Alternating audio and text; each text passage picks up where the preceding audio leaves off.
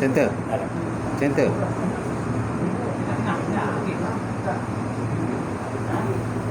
Okey. Ya, start.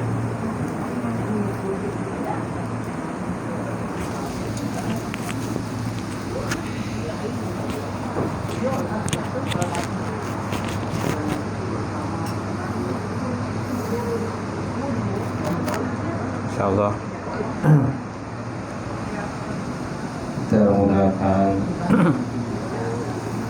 kita mulakan pengajian malam ni dengan sama-sama membaca Alkitab ila hadratin Nabi Muhammad Mustafa Rasulullah sallallahu alaihi wasallam wa ala alihi kiram wa ashabil izam insyaallah. Al-Fatihah. A'udzubillahi minasyaitonir rajim.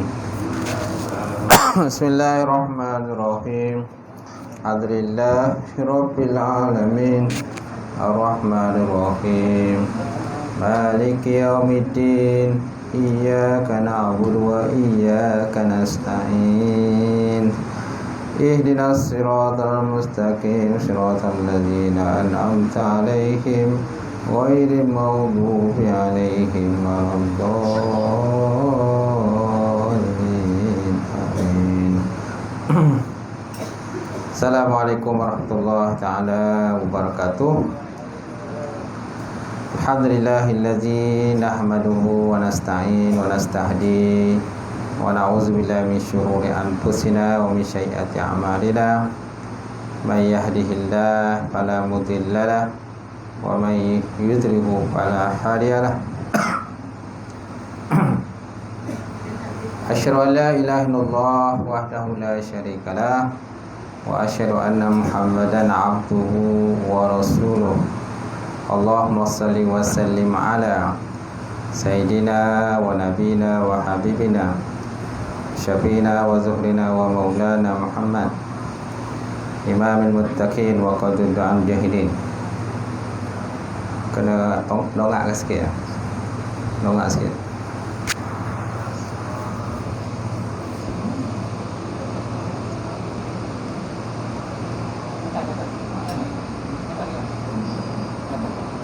Dongak dia yang punya tu, dia punya tu. Tu je. Okey. Zoom kan. Zoom. Screen touch screen. Zoom. Okey. Okey.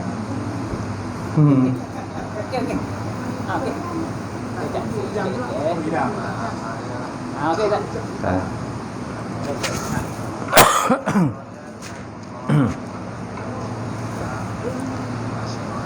Baik. Allahumma salli wa sallim ala sayyidina wa nabina wa habibina wa syafiina wa zuhrina wa maulana Muhammad imamil muttaqin wa qadul jahidin wa ala alihi wa sahbihi ajma'in. Amma ba'd. Qala Allah Subhanahu wa ta'ala fi kitabil azim ba'da auzubillahi minasyaitonir rajim. Bismillahirrahmanirrahim. Qul hal yastawi allazina ya'lamuna wal ladzina la ya'lamun innama yatazakkaru ulul albab. Sadaqallahul azim. Maksudnya kata oleh Muhammad, adakah sama orang-orang yang berilmu dengan orang-orang yang tidak berilmu? Hanya saja orang-orang yang menerima peringatan Allah Subhanahu wa taala itulah orang-orang yang diberikan akal sempurna oleh Allah Subhanahu wa taala. Wa qala Nabi sallallahu alaihi wa ala alihi wa sahbihi wa baraka wa salam, ma yuridullahu bihi khairan yufaqihu fiddin. Maksudnya, barang siapa dikehendaki Allah Taala akan kebajikan dan saya diberikan kefahaman di dalam bidang agama, insya-Allah. Baik. Yang saya hormati semulakan Fadil Tuan Imam, seterusnya semulakan Fadil Tuan Bilal, seterusnya semulakan Jatah Kuasa Surau. Sidang jamaah muslimin muslimat mukminin taala, insya-Allah. Ya, kalau boleh jangan nampak sangatlah meja ni. Meja nampak. Didongak sikit ya. Meja dia kitab ni kalau boleh jangan nampak lah. Dia nampak meja ni, nampak. Dongak. Boleh.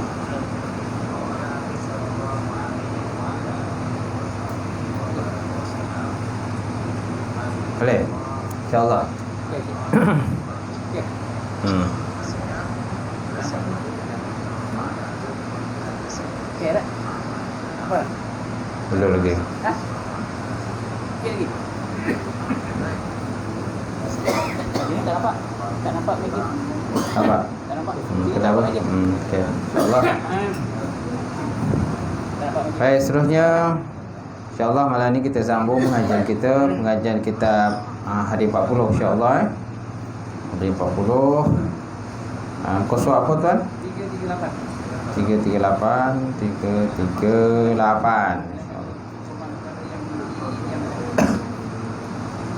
Haris Kuman. Jangan dulu kuman perkara yang didiamkan.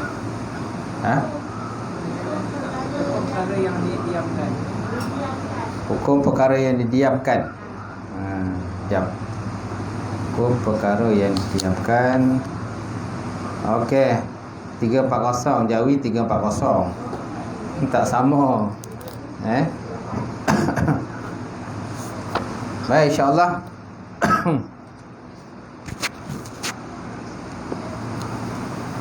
Kita ada berapa ni? 30. Hadis 30. InsyaAllah 38 35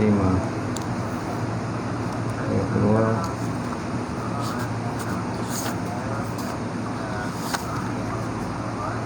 Baik.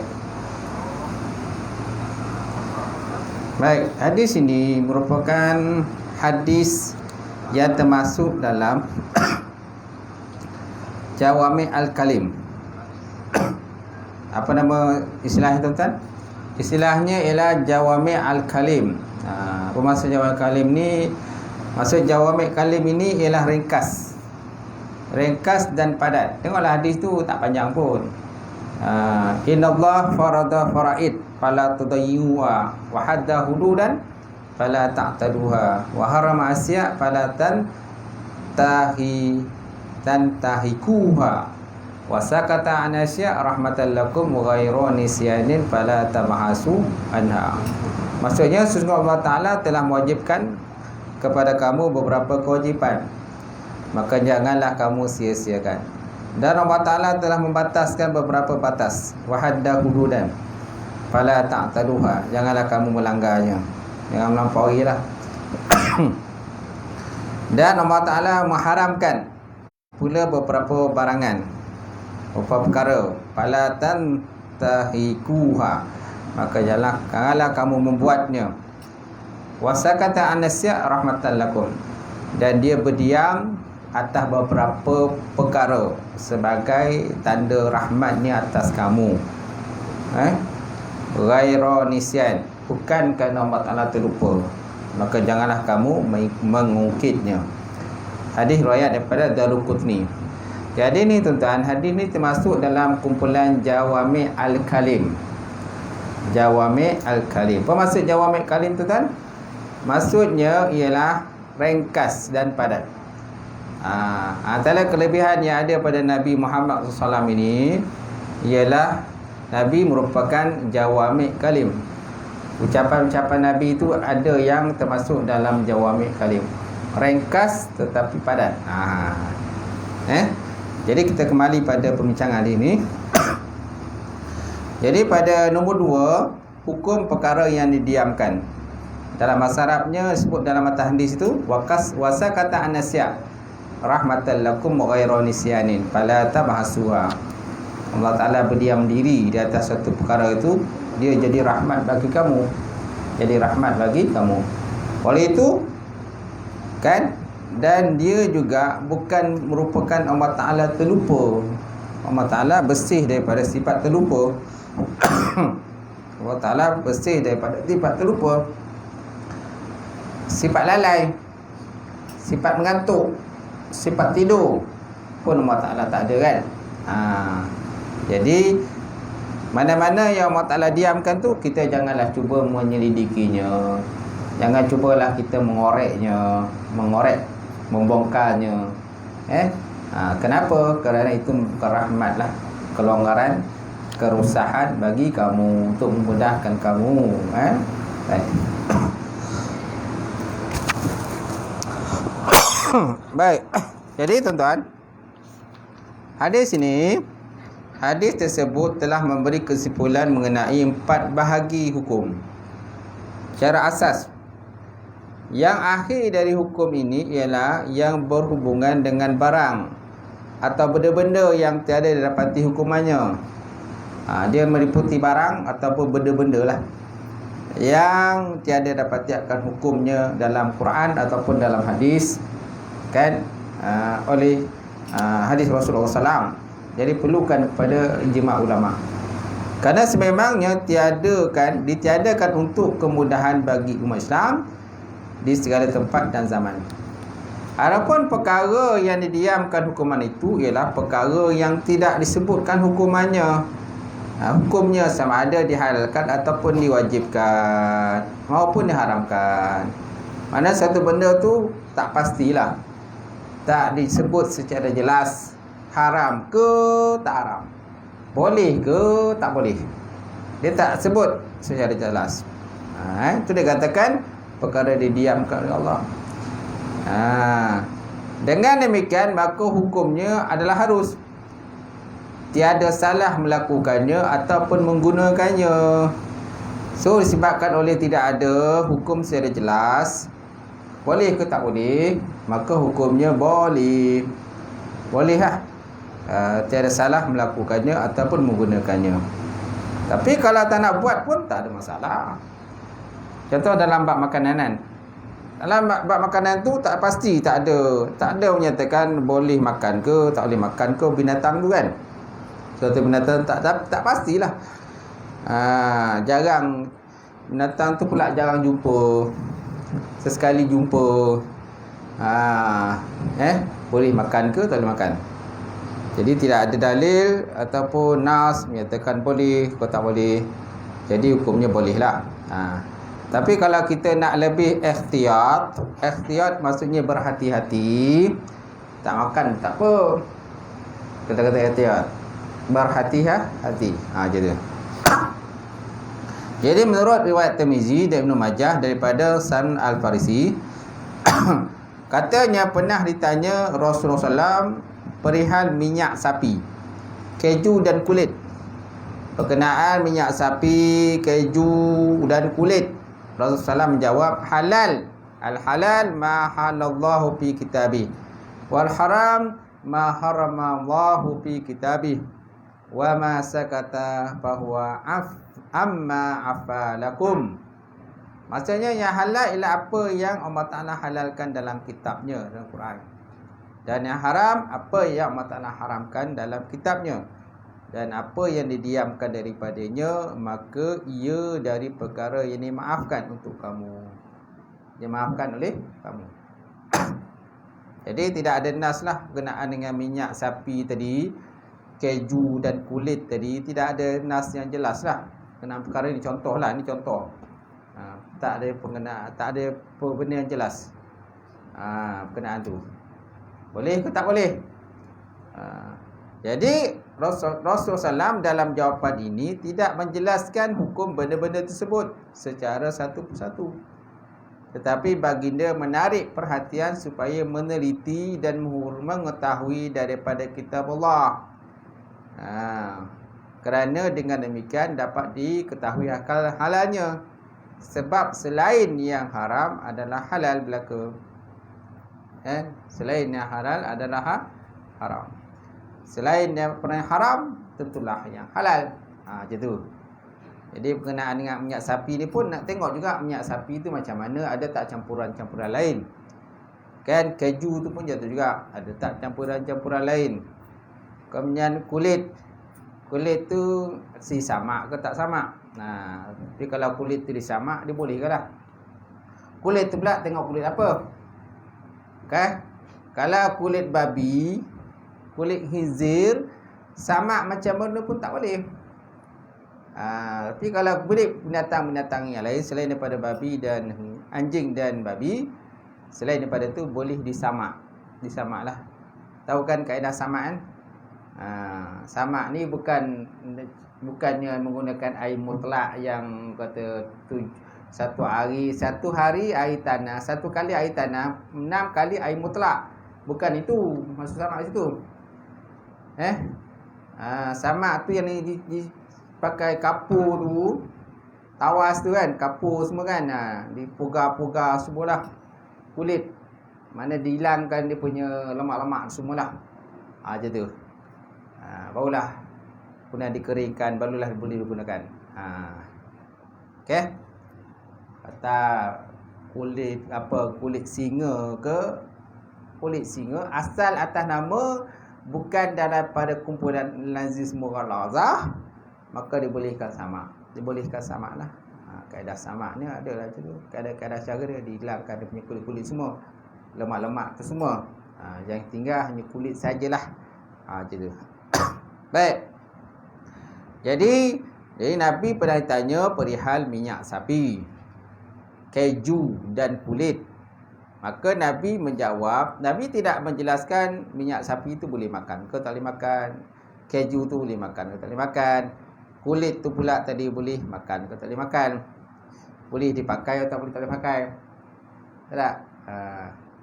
Jadi apa jawapan Nabi? Al-ahlal ma ahallallah fi kitabih, al-haram ma haramallah fi kitabih, wa ma sakata fahuwa mimma afalakum. Halal itu adalah apa yang Allah Ta'ala halalkan dalam kitabnya, Quran. Haram itu apa yang Allah Ta'ala haramkan dalam Quran.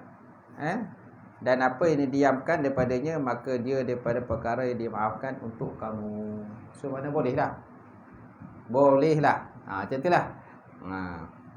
Kalau zaman sekarang ni kita ada pensijilan halal kan. Pensijilan halal. So maknanya mana-mana produk-produk makanan ni dia mesti ada sijil halal, ada logo halal. Boleh kita tak ragu-ragulah, tak was-was untuk kita nak beli, nak makan. Kalau tak ada sijil halal tu, kita pun was-was boleh ke tak boleh. Kalau hanya pakai cap ayam aja, tak ada sijil halal, kita pun lebih baik tak payahlah. Mana? Saya tak tahu sangatlah pasal isu-isu daging import ni. Kastel. Saya tak tahu sangat pasal isu-isu tu. Apa tahu isu dia? Tak tahu juga. Saya tak tahulah. Mungkin ada campuran-campuran dalam masalah tu. Mungkin ada campuran-campuran yang binatang yang sembelih, binatang tak sembelih dan sebagainya. Jadi kemungkinan daripada sudut tu lah. Macam tu. Itu perlunya produk-produk makanan ni bila datang ke Malaysia ni mestilah melalui audit lah. Di audit dahulu lah. Proses audit. Macam tu. Bila produk tu tak melalui proses audit, jadi benda tu terlepas ke pasaran, jadi tak boleh buat apa lah. Orang pun boleh lah. Macam tu. Di luar negara ada JAKIM, dia melantik badan-badan Islam yang ada tugasnya untuk buat audit mana produk-produk daripada negara ni yang nak dihantar ke Malaysia. Dia mesti ada logo-logo dia tu yang diiktiraf oleh JAKIM. JAKIM dia ada logo-logo yang daripada luar negara ni badan-badan luar negara ni yang diiktiraf oleh JAKIM lah. Jadi mana-mana logo yang tidak, mana-mana produk yang tidak menggunakan logo tu, maka kita kira produk tu tak pastilah. Tak pasti halal ke tak halal. Tak pasti. Lebih baik ditinggalkan gitu. Baik, kemudian baik. Jadi Rasulullah telah dalam jawapan ini tidak menjelaskan hukum benda-benda tersebut secara satu persatu, tetapi baginda menarik perhatian supaya meneliti dan mengetahui daripada kitab Allah. Kerana dengan demikian dapat diketahui halalnya. Sebab selain daripada haram adalah halal belaka.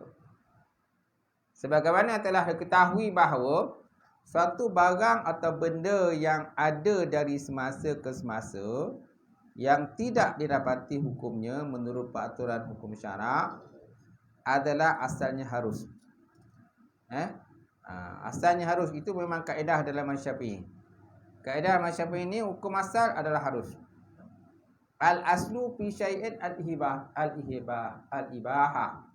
Al aslu fi syai'in fil ibahah. Asal pada sesuatu dalam mazhab Syafi'i ini hukumnya adalah harus. Selama mana belum datang keterangan atau dalil ataupun hujah menyatakan benda itu haram. Itulah mazhab Syafi'i. Berbeza dalam mazhab Imam Malik. Dalam mazhab Imam Malik, al-aslu fi syai'in al-haram. Asal setiap sesuatu itu pun haram. Selama mana belum ada dalil menyatakan benda itu boleh. Menyatakan benda boleh. Jadi mazhab Syafi'i, asal setiap sesuatu adalah boleh. Tapi kalau dah ada datang dalil Quran, hadis ke, ataupun pendapat ulama menyatakan benda itu tak boleh, baru jadi tak boleh. Baru jadi haram. Itulah. Okey. Kalau dalam Malaysia ni, produk-produk yang terdapat di pasaran, okey, dia mesti ada tapisan daripada halal. Kan, jabatan halal, jabatan pengurusan halal, betul tak? JAKIM pun ada, JAKIM ada pejabat agama. Setiap negeri dia ada pejabat agama yang untuk unit halal dia. Tujuannya memantaulah benda tu juga. Macam tu. Pastikan benda tu betul. Kalau seandainya produk-produk baru ni tak dapat dipastikan halal ke tak halal, kan biasanya dia akan ambil sampel. Dia akan ambil sampel, kan, ambil satu sampel dalam satu plastik ke, pergi hantar ke jabatan kimia. Okey? Jabatan kimia akan buatlah ujian kan semua. Tengok dia punya result dia, ada tak campuran-campuran yang, sebab produk ni kadang-kadang dia proses. Produk dia dah proses, dia dah bercampur dalam tu. Kan dia campur gula, campur tu, campur ni, macam-macam kan. Lepas ratus dia campur dalam setiap produk yang kita beli tu. Produk itulah dia hantar ke jabatan kimia, maka dia akan proses lah. Kan macam buku ni, bukalah buku ni satu-satu lah. Kan dihuraikan satu jabatan kimia untuk pastikan ada tak campuran yang haram. Campuran babi ke, lemak babi ke, ada tak? Kalau tak ada, maknanya halal lah. Kalau tak ada, akan diberitahulah. Kalau ada campuran haram, maka diberitahulah kepada jawatan agama berkenaan yang menghantar produk tu. Hantar produk jabatan kimia. Baik? Faham kan? Itu lebih kuranglah cara kaedah dia. Baik. Kemudian tuan-tuan, sementara itu ada pula perkara yang didiamkan atau tidak disebutkan secara terang dalam nas Quran dan hadis, tetapi hukumnya tetaplah ada, bahkan lebih utama daripada yang disebutkan. Misalnya seperti firman Allah Ta'ala, wala taqul lahuma uffin. Jangan kamu kata pada kedua ibu bapa kamu uff ataupun jangan kamu cakap pada dua ibu bapa kamu yang masih hidup akan kan ada budak-budak ni kadang-kadang cakap macam tu kat mak ayah dia. Jadi kalau mengatakan sahaja kepada ibu bapa telah dilarang, maka sudah tentu memukul keduanya lebih utama dan lebih patut dilarang. Nampak tak? Jadi kalau dalam bab mengatakan pun tak boleh, kan? Nantilah, kan? Sibuklah, macam-macam lah. Ni mak ayah suruh ni. Mak ayah suruh pergi kedai ke, beli barang dan sebagainya. Sibuklah. Suruhlah orang lain, kan? Jadi itu pun mana dalam benda macam tu pun tak boleh kita cakap pada mak ayah kita yang masih hidup. Apalagi kalau memukul mak ayah. Memukul mak ayah, yang sampai ada kadang pukul mak ayah. Bukan pukul aja, ada yang bunuh mak ayah pun ada. Tak apa benda yang merasuk dalam pemikiran dia, maka mak ayah dia pun dibunuh. Ada je tu. Adanya bisikan-bisikan apa benda tak. Dia kata menerima bisikan yang menyuruh dia supaya membunuh. Dia pun ikutlah bisikan tadi. Bisikan syaitan lah kan. Baik, kerana sebab atau elat keduanya adalah sama, iaitu menyakiti bapa. Bahkan menyakiti dengan pukulan dan sebagainya adalah lebih buruk kesannya lagi. Ini pun antara benda yang maskun'an. Maskun'an maksud benda yang didiamkan. Yang disebut dalam Quran hanya berkenaan dengan jangan cakap dia tak sebut pun jangan kamu pukul mak bapak kamu, dia tak sebut dalam Quran. Jangan kamu pukul mak bapak kamu, jangan kamu bunuh bapa kamu. Dia tak sebut, tak ada. Yang disebut jangan cakap kan, cuma dalam hadis lah. Kalau hadis pun adalah hadis jangan pukul mak ayah kan. Wabil walidaini ihsana, kata Quran, kepada dua bapa naklah kamu berbuat ihsan, buat baik. Redallahu ala redha walidaini, keredaan Allah tu di atas keredaan dua ibu bapa. Keredaan dua ibu bapa. Wabil walidaini ihsana. Betul tak? Jadi dalam hadis itu suruh kita buat baik dengan mak ayah selagi mak ayah masih hidup. Haram kita menyakiti akan kedua mak ayah kita. Gitu. Kalau mereka dah tua, ada juga mak ayah kadang bertua, kadang meletek, bongi kan. Kojakkan bongi.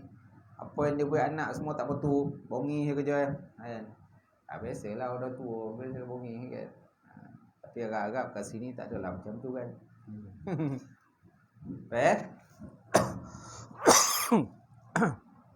Baik. Dengan keterangan ini nyatalah kepada kita bahawa walaupun perkataan pukulan dan sebagainya tidak disebut, tetapi menurut kaedah hukum Islam boleh ditetapkan atau diletakkan hukum kepada yang tidak disebut dengan cara memahamkan kandungan pengertian daripada yang disebut. Nampak? Jadi bila kita faham tentang jangan cakap tadi, sudah tentu kita fahamlah jangan pukul. Sama juga Allah Ta'ala sebut dalam Quran, wala taqrabuz zina, jangan kamu hampiri zina. Betul tak? Dalam Quran dia sebut jangan hampiri zina. Dalam Quran dia sebut jangan buat zina, dia tak ada sebut. Dia tak ada sebut jangan buat zina ataupun jangan berzina, dia tak sebut. Dia sebut jangan wala taqrabuz zina, jangan kamu hampiri zina. Jadi daripada situ kita faham bahawa hampir tak boleh, apalagi kalau buat. Hampir tak boleh, apalagi buat lagi dah tak boleh. Betul tak? Itu. Kerana kesan buat itu sudah tentu lagi besarlah kesan dia berbanding dengan hampir. Sampai itu pula hampir ni biasanya menjadi mukaddimah ataupun permulaan untuk hampir, untuk buat. Hampir tu mukaddimah jima'. Apa dia mukaddimah kepada jima' ataupun mukaddimah kepada zina? Contohnya biasanya berdua-duaan, bercumbu-cumbuan, bercium-ciuman antara bukan muhrim, tak halal kan? Jadi akhirnya merebakkan kepada perzinaan itu. Menyebabkan pada perzinaan macam tu. Dia dah menjadi mukaddimah lah. Mukaddimah maknanya permulaan kepada perzinaan. Setiap benda tu dia ada mukaddimah dia. Dia tak ada tiba-tiba orang tu berzina, tak ada. Dia mesti ada permulaan pada zina. Apa dia punya permulaan pada zina? Betul kan? Betul lah. Betul tak? Faham kan? Macam-macam zaman sekarang ni. Apa iklan tu yang apa tu yang orang bising-bising sekarang ni? Sugar daddy ke sugar apa tu? Sugar baby. Sugar baby, sugar daddy. Kan? Maknanya budak gadis muda berkawan dengan orang tua. Berkawan dengan lelaki tua lah. Kan kenapa? Yalah, dia berkawan tu nanti dia boleh support lah. Budak-budak anak dara ni berkawan dengan lelaki-lelaki tua. Lelaki tua yang ada duit lah.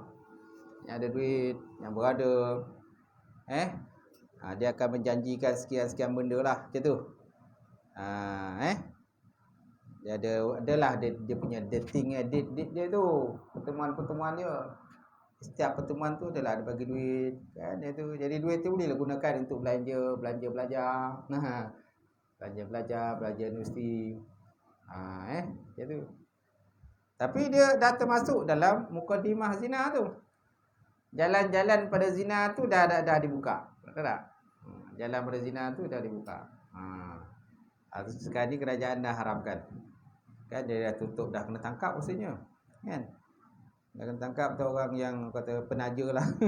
Dia macam penaja dia. Dah kena tangkap. Ya Allah. Faham kan? Baik, bahayalah benda tu. Baik, seterusnya. Akhirnya dalam hadis tersebut, hadis yang ke-30, Rasulullah SAW menyatakan larangannya terhadap penyelidikan dalam perkara yang didiamkan sama sekali. Antaranya ialah perkara-perkara yang gaib, yang diperintahkan supaya kita percaya dan tidak disuruh supaya kita bahaskan secara mendalam ataupun menyelidikinya keadaannya. Kerana apa? Kerana ditakuti membawa kepada keraguan dan akhirnya pendustaan. Perkara-perkara gaib, contohnya beriman kepada malaikat, beriman dengan jin, percaya pada adanya golongan jin. Ada golongan jin, betul tak? Benda-benda halus lah. Kita wajib percaya benda tu ada. Tapi tak perlu kita nak selidiki secara halus. Tak perlu. Cukup kita beriman perkara gaib. Mana adanya benda tu. Kita juga besok adanya hari pembalasan. Kan? Neraka timbangan. Neraca timbangan. Titian siratal mustaqim. Betul tak? Benda tu dah sebutkan dalam hadis-hadis Rasulullah SAW, Al-Quran dan sebagainya. Jadi benda tu cuma tak diterangkan secara detail, secara halus. Cuma bagi kita wajib beriman lah. Wajib beriman, benda tu ada lah. Benda tu ada. Kan? Dan kita besok akan menempuh perkara-perkara tersebut. Faham kan? Gitu. Jadi akhirnya dalam hadis tersebut, hadis ke-30 jadi, Rasulullah SAW menyatakan larangannya terhadap penyelidikan dalam perkara yang didiamkan sama sekali. Disuruh antaranya ialah perkara yang gaib. Perkara-perkara gaib ni yang diperintah supaya kita percaya. Dan tidak disuruh supaya kita dibahaskan secara mendalam ataupun menyelidiki keadaannya. Kerana ditakuti membawa kepada keraguan dan akhirnya pendustaan pula terhadap perkara itu. Sedangkan Nabi kata benda tu ada. Nabi kata benda ada. Kalau ada je wajiblah berimanlah benda tu. Tapi tak perlulah kita nak selidik-selidik. Contohnya siksaan kubur. Siksaan di alam kubur, alam barzah ada tak? Ada. Nabi kata ada. Perlulah kita nak selidik-selidik sangat? Tak perlulah. Apa yang ada, yang ulama-ulama ada sebutkan dalam hadis, dalam kitab-kitab mereka, itulah yang kita baca, jadikan panduan je lah. Macam tu. Itu jadikan panduan. Tak perlulah kita nak selidik sangat. Macam tu. Benda tu tetap ada. Dalam hadis Sahih Muslim ada diterangkan bahawa sentiasalah manusia itu bertanya-tanya hingga dikatakan ini kejadian Allah makhluknya. Maka siapakah gerangannya yang menjadikan Allah? Barang siapa yang mendapati suatu dari demikian itu, maka naklah dia berkata, aku percaya kepada Allah. Amantu billah, aku beriman kepada Allah Ta'ala lah. Macam tu. Dalam satu riwayat lain pula menyatakan Syaitan berdialog dengan salah seorang Nabi lah. Syaitan tanya Nabi tu, siapa yang menciptakan ini? Maka Nabi itu kata Allah. Siapa yang menciptakan ini? Allah. Siapa yang menciptakan itu? Allah. Akhirnya syaitan tu tanya dengan Nabi, siapa yang menciptakan Allah pula? Siapa pula menciptakan Allah? Maka Nabi itu kata, amantu billah, aku beriman dengan Allah. Kenapa? Soalan tu tak perlu dijawab. Soalan itu tak perlu dijawab. Je tu. Tak jawab pun tak apa. Tak jawab pun tak apa. Samalah seperti Iblis datang kepada Nabi Idris alaihissalam. Iblis datang pada Nabi Idris alaihissalam. Masa itu Nabi Idris dia tengah menjahit pakaian. Dia tengah menjahit pakaian. Maka Iblis pun menyamalah menjadi lelaki tua lah. Lelaki tua kan, dia pun tanya dengan Nabi Idris, wahai Idris, bolehkah Allah Ta'ala menjadikan memasukkan unta dalam lubang jarum? Boleh tak Allah Ta'ala ataupun Tuhan kau masukkan unta dalam lubang jarum? Apa yang berlaku tuan? Apa yang dibuat oleh Nabi Idris? Nabi Idris pun ambil jarum tadi, lalu ditusukkan ke mata Iblis. Ditusukkan kepada mata Iblis.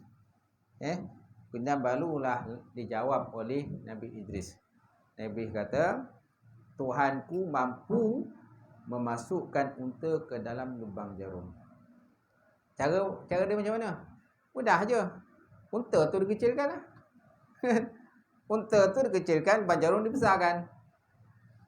Boleh tak buat? Boleh.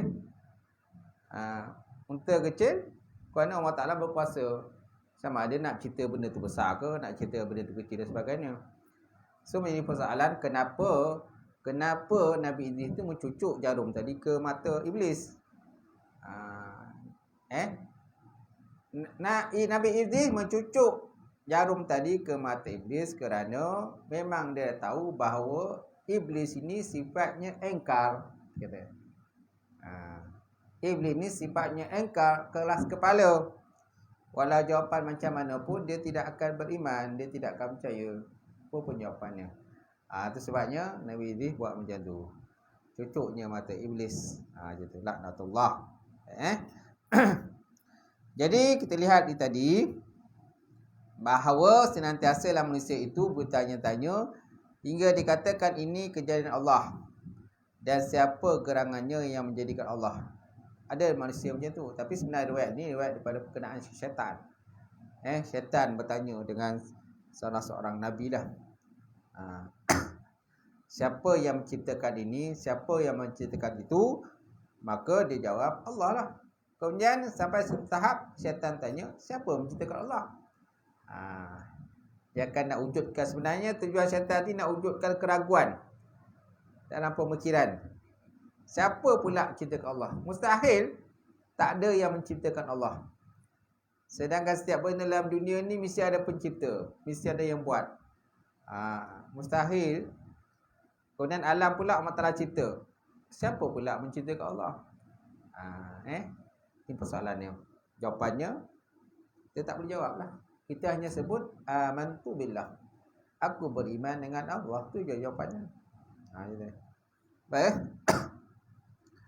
Kemudian Ishaq bin Rahawiyah berkata, tiada harus berfikir terhadap Tuhan yang mencipta, tetapi harus bagi hamba berfikir terhadap segala makhluk atau kejadian yang ada sekadar yang dapat mereka dengar atau mengetahuinya, dan tidak dikenaki mereka melebihi dan mendalami pemikiran yang membawa pada timbulnya prasangka.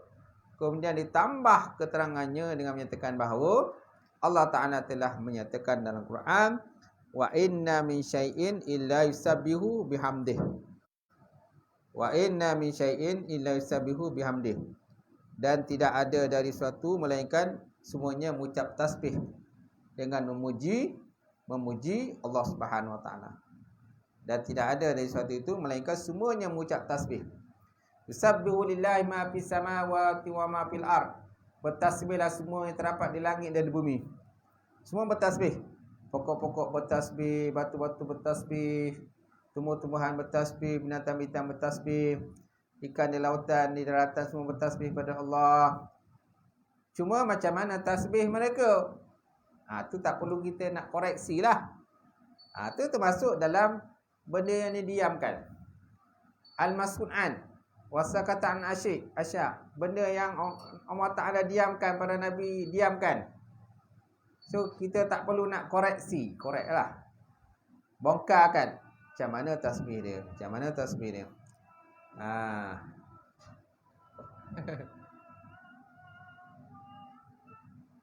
Macam mana tasbih dia? Macam mana pokok tu bertasbih? Macam mana batu bertasbih? Macam mana binatang bertasbih? Kita tak perlulah nak koreksi. Cukup kita beriman terhadap benda tu bertasbih. Aja tu. Jadi mengenai ayat ini dikatakan pula bahawa tidak harus dicari bagaimanakah tasbih tiap-tiap sesuatu yang disebutkan itu. Nampak? Kata musannif, kata pengarang.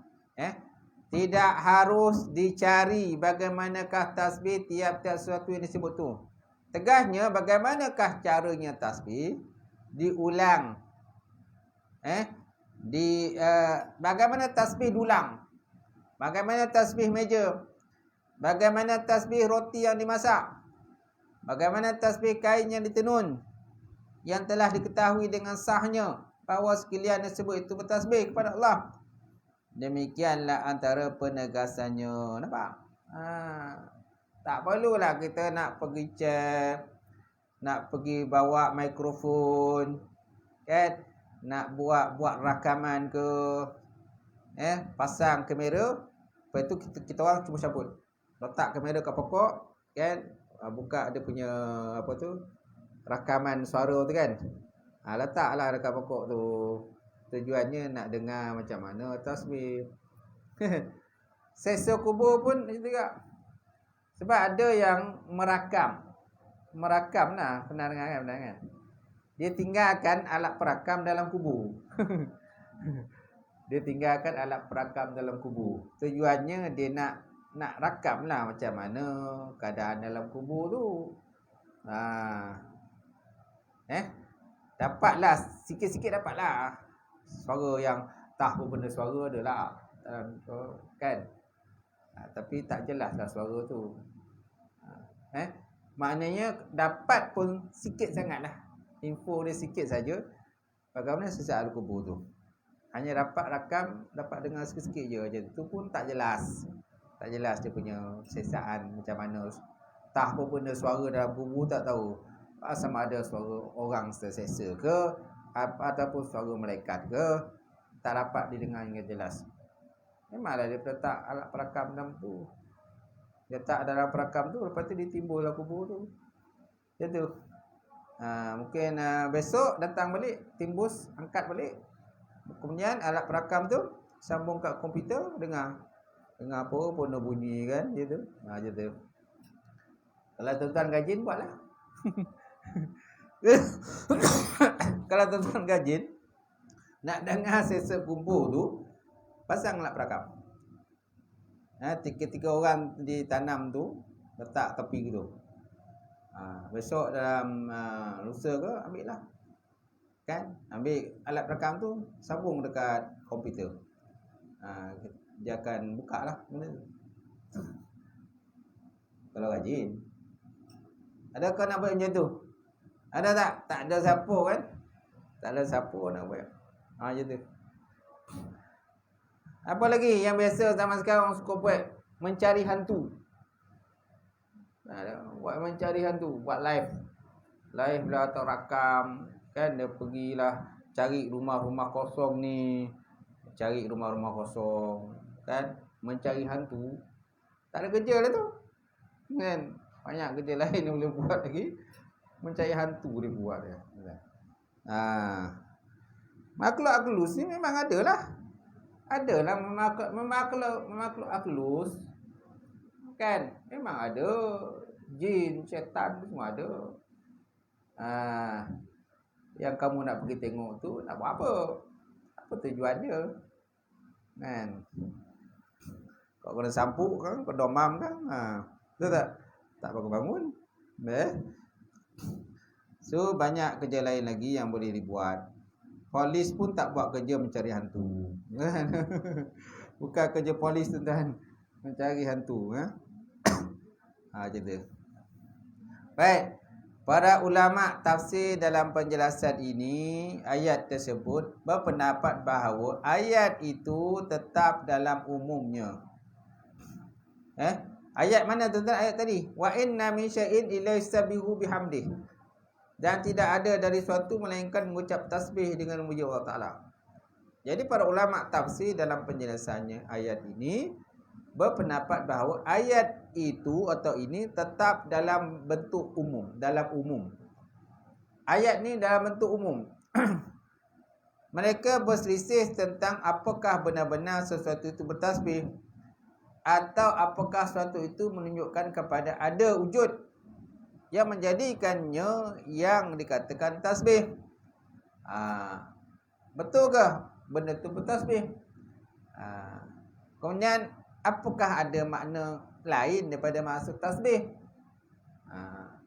Mungkin ada makna lain selain daripada tasbih. Okey. Yang menjadikannya dikatakan yang lebih kuat dan lebih tepat ialah sesuatu yang dikatakan bertasbih itu adalah benar-benar bertasbih secara hakikat. Ini pendapat paling kuatlah. Lebih kuat dan lebih tepat bahawa sesuatu yang dikatakan bertasbih itu adalah bertasbih, benar-benar bertasbih secara hakikat. Memang benda tasbih. Pokok-pokok batu tu memang dia bertasbih. Cuma macam mana bentuk tasbih? Wallah alam lah. Kita tak boleh dengar lah. Mana kemampuan telinga kita ni terbatas. Allah Ta'ala jadikan kemampuan telinga kita terbatas. Mana ada benda-benda yang bertasbih tapi kita tak dengar. Betul tak? Mata kita tu ya. Mata kita pun terbatas. Kalau mata kita ni tak terbatas, banyak benda kita boleh nampak. Benda balik gunung pun, benda balik bukit pun, balik dinding pun, balik batu semua kita boleh nampak. Jin-jin syaitan-syaitan tu yang berayut sana berayut sini, dalam surah ni contoh ada jin syaitan berayut dia kan, senyum kan, macam tu. Dengan bertanduk dia, dengan gigi taring dan sebagainya. Semua kita boleh nampak. Tapi sengaja Allah Ta'ala buat begitu tak boleh nampak. Adalah hikmah dia kan. Adalah hikmahnya Allah Ta'ala nampak. Sebab kalau nampak kan seperti ni, kau tak tergolek kan, kau tak jadi histeria. Apalagi perempuan lah, perempuan biasalah.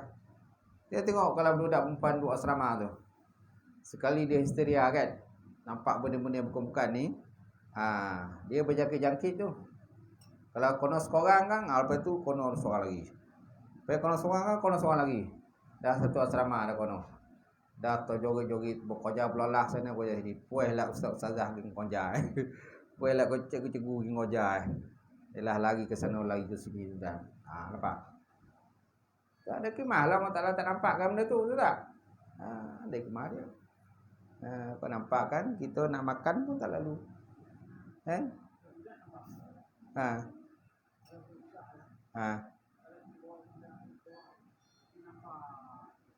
Itu kalau Allah Ta'ala nampakkan. Tak nampakkan, nampaklah. Kalau tak nampak baik, tak nampak. Betul tak? Baik tak nampak. Kalau abang sendiri pun kan tengah mandu tengah malam kan, nampak dia duduk tengah jalan kan. Kan. Duduk di tengah jalan tu. Kau tak menggigi kan? Kau pegang steering macam ni, pegang steering macam tu menggigi dia kan. Gitu. Lebih baik tak nampak. Ada hikmahnya situlah, insya-Allah. Jadi yang lebih kuat dan lebih tepat ialah satu jadi tasbih itu adalah benar-benar bertasbih secara hakikat. Penunjuknya dilalahnya. Sampai situlah. Wallahu a'lam bissawab. Habis sampai situ penunjuk dan dilalah. Sampai situ. Wallahu a'lam bissawab. Okey, ada pertanyaan tak sebelum saya tutup? Ada?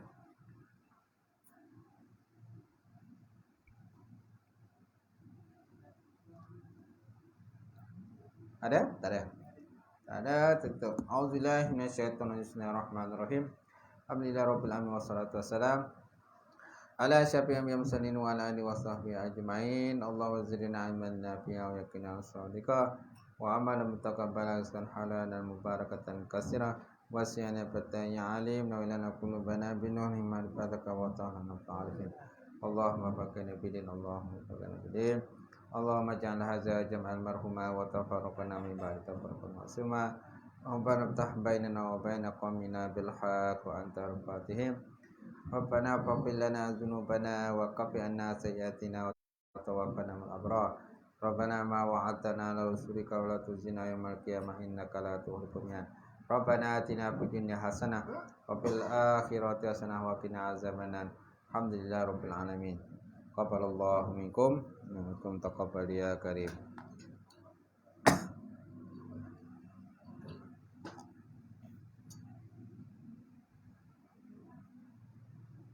Ketika finish ya, finish. Ketika finish dulu.